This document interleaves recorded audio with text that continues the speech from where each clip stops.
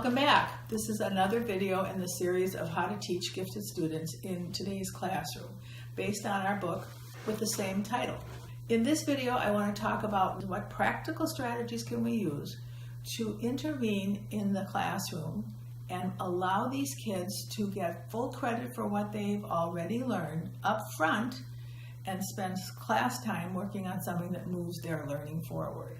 The term that we refer to in this context is compacting. So although many teachers are familiar with the idea of differentiating the curriculum for advanced learners, very few people understand the importance of compacting. The term was coined many years ago by Dr. Joseph RENZULLI, and it is meant to remind us of what a trash compactor does. So you can visualize that, putting in the garbage, setting a switch, and having the garbage be compressed so it takes up less space than it did before we compressed it. In the classroom, we find exactly the same thing. When we fill the curriculum for advanced learners with stuff they consider garbage because they already know it and they feel as though their learning time is being wasted, we create attitude and behavior challenges with these kids. So we compact the curriculum in much the same way as trash is compacted, by allowing kids to demonstrate before we have taught the content that they already know much or all of the upcoming material. So there are two basic compacting strategies that I want to talk to you about today. And it is step one in differentiating efforts. I feel so strongly about this that I'm going to tell you that if you're differentiating for advanced learners without first compacting, it's like giving them cupcakes with no frosting. It's only half the job. This act of yours, this willingness of yours to assess their entry level up front will just do a whole lot to endear you in their hearts and minds. This is definitely very much similar to the expectations of RTI. And RTI has been extremely successful because it starts with that step. Find the student's entry level. However, when in this country, and I don't understand why, that RTI has been sort of saved for children who are struggling learners, it just perplexes me because it's exactly the same as what we need to do to start appropriate interventions with gifted kids. First, find out where they are, and then proceed with your willingness to provide challenging options for them. So we compact with skill work by offering voluntary pretests. And all this is explained in great detail in Chapter 2 of the Orange Book. Let's say you're going to begin a week's worth of vocabulary instruction, and you've been doing this quite a bit, and the students know they're responsible for the vocabulary in whatever input material they're considering. How would this work? On Monday, you ask the students who think they might already know this material to scan, to survey what the week's work will contain. And then, by surveying it, they can make an informed decision when you say, if you would like to take the pre-assessment today to show me you already know most of this, instead of waiting for the post-assessment on Friday, here's what you have to do. If you'd like to take that assessment, come and sit in these particular desks in this area and bring your pencil and paper, and I will provide for you the end of the week assessment. If you take that assessment today and you get no more than 1 or 2 wrong, you have proven that you don't need the instruction.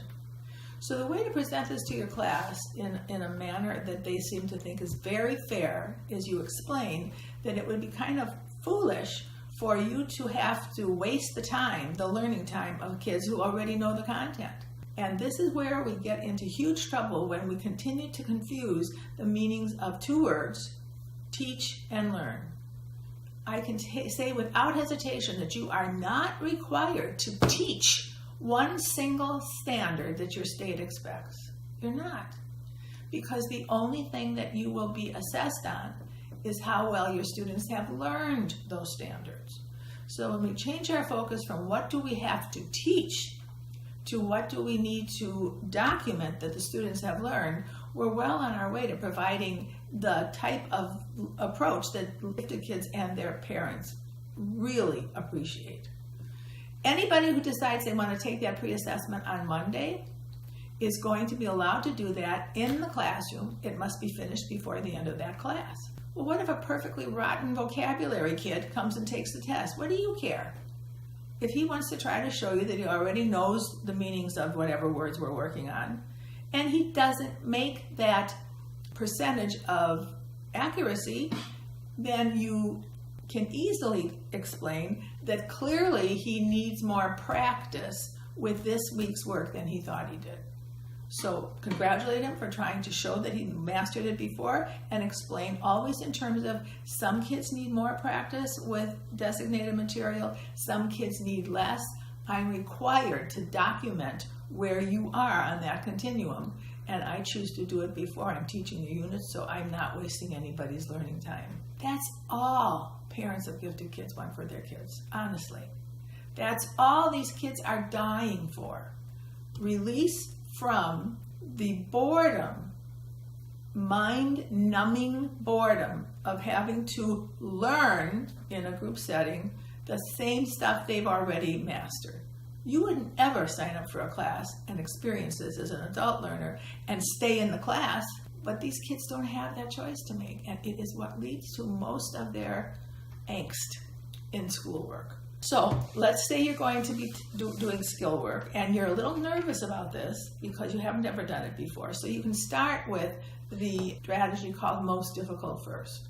And that means that after you've taught the content briefly, and by briefly I mean the age of your students or less.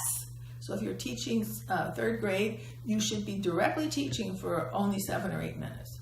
And then you should be giving the kids a chance to work on what you taught them. So if you provide some practice on a regular basis in the way you teach, then during that first practice period, instead of advanced learners having to start and end where the whole class is starting and ending, you offer this option called most difficult first to the whole class. Boys and girls, I can't really see inside your brain. I don't know what's going on there. Some of you may feel you already know this, so I'm going to try to accommodate that by offering this option. I've starred the problems on the whiteboard that are absolutely the most difficult parts of this whole exercise. Any of you who would like to begin there in your first practice session, and you can show me that you have already mastered 4 out of the 5 examples, then you have demonstrated that you don't need the same practice this week that students need for whom this content is brand new. So you don't have to do it. I'm compacting the grade level content for you because you don't need the practice. The kids who do need the practice are going to get the practice, and I'm happy to provide it for them. And by the end of the week's worth of practice, they're going to be able to document mastery much easier than if I didn't give them that practice time in class. So the first step of compacting is find out what they already know and give them full credit for it. And the second step of it is for the time they are working in class, they should be allowed to work on something that is related to this content, but which stretches their minds. We call that extensions. We used to call it enrichment. How sad. We used to say that only gifted kids needed enrichment. How sad. And if you're doing standards-based learning, whether or not it's Common Core, you can see for yourself that what these kids are doing in class are activities and situations that used to be reserved only for identified gifted kids, which was pure folly. So problem-based learning and material that is hands-on and active learning is good for all kids and will provide higher motivation and stick-to-itiveness than you may have seen in the past. Please trust me on this. The second thing you can do is you can differentiate an entire chapter or chunk first, on the first day, by giving your students a chance to look through the unit content by themselves, and they do what I call a silent survey. Every time they look at a page or they look at a heading, they nod, yes, I know this, or they nod negatively, no, I don't think I've ever seen this before. And I ask them to monitor whether or not they're doing this more than this, or this more than this. for kids who are then concluding that much of what they're supposed to be learning is already mastered. They are the ones who take advantage of the opportunity to pretest for the entire chapter. In the lower grades, the elementary grades, it's much easier to accomplish this than it is in the secondary programs because there are so many students that you see during the day. However, what I would urge secondary teachers to do is to try this strategy for kids who, quote unquote, used to be gifted, or quote unquote, were in gifted programs in elementary school. I don't know what happened to that giftedness. Well, nothing happened to it. It just went underground because there was too much work with content they had already mastered. Please try this. Secondary teachers, you should try it with the one class where you believe some gifted kids are hiding. Because when gifted kids become adolescents, the most important value to them, in many cases, is acceptance from age peers. And they're willing to throw away everything to get that. How nice it would be if we could teach kids to appreciate individual differences instead of making all these sacrifices in the name of popularity. Before you provide these opportunities, most difficult first, or pretest to see how much of the entire unit you know, you must know what you're going to offer to these kids instead. So you have to figure out how you're going to assess that prior competency and create 2 activities that you're going to use as options for them to work on instead of what the class is doing. Really, all you need are 2 that are expressed in high-level thinking terms.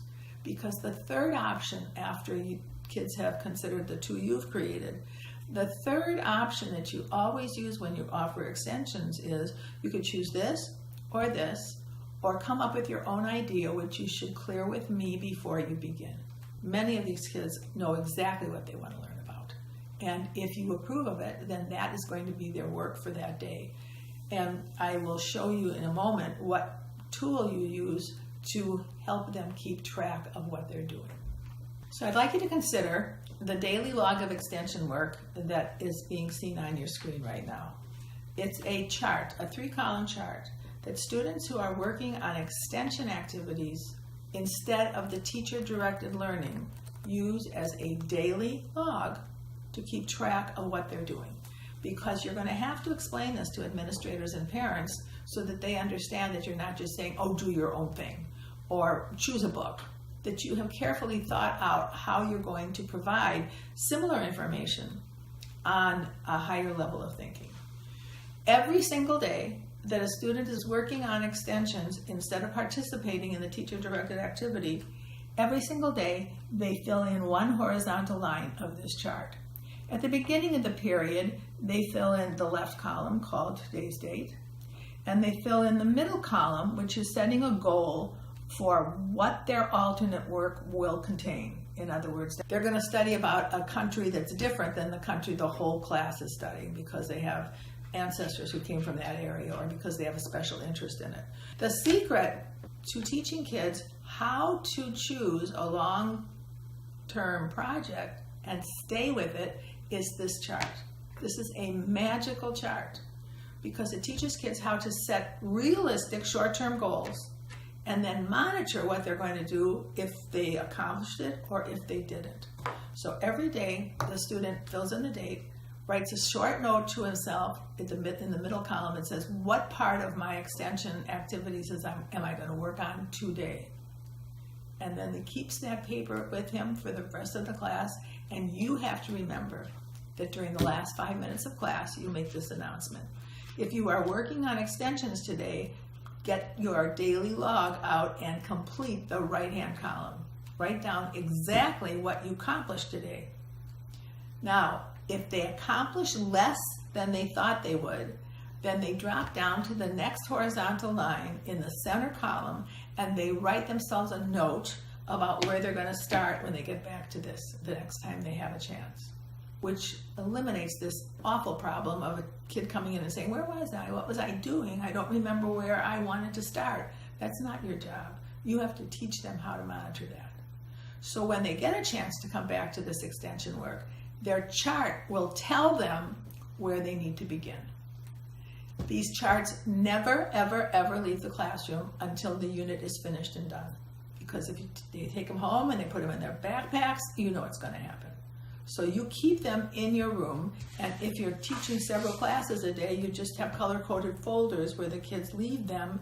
So third hour's folder is green, and the kids who are looking for their log in progress go and find it every day that they are allowed to work on it in the green folder. And if you have this log, you can document for administrators and parents how you were making sure that they were gainfully employed and learning every single day. For compacting content that is brand new for the students, we do not pretest. If you pretest, you are encouraging them to cram for a short-term test, and you know what's going to happen. They may remember it on the day of the pretest, but they are not going to remember much of it on the post-unit assessment. So we have released another book called Differentiated Lessons for Every Learner, published by Proof Rock Press. And this is full of extension ideas in every single subject area and for many examples of learning content within each subject area. And all of these extension ideas are tied to standards-based learning and to DOK, which is a way of differentiating learning experiences at different levels of thinking. So we are going to allow them to learn the basics faster and create some time during the unit for them to choose one of these topics and become what we call a resident expert on it. And there's also some built-in options for them to share what they've learned with the class without monopolizing a 2-hour block of time. And believe me, you'll stop hearing, this is dumb, this is stupid, why do we have to do this? Because they get choice. The most powerful, motivating tool you own is reliable student choice. So for this video, we've talked about specific strategies to compact and differentiate the content for advanced learners. Thank you very much for spending this time with me today, and we hope you will share these videos with your colleagues and use the links at the bottom of the page to help you find more information about what we've been talking about. Thanks so much for being here. Please rejoin us another time.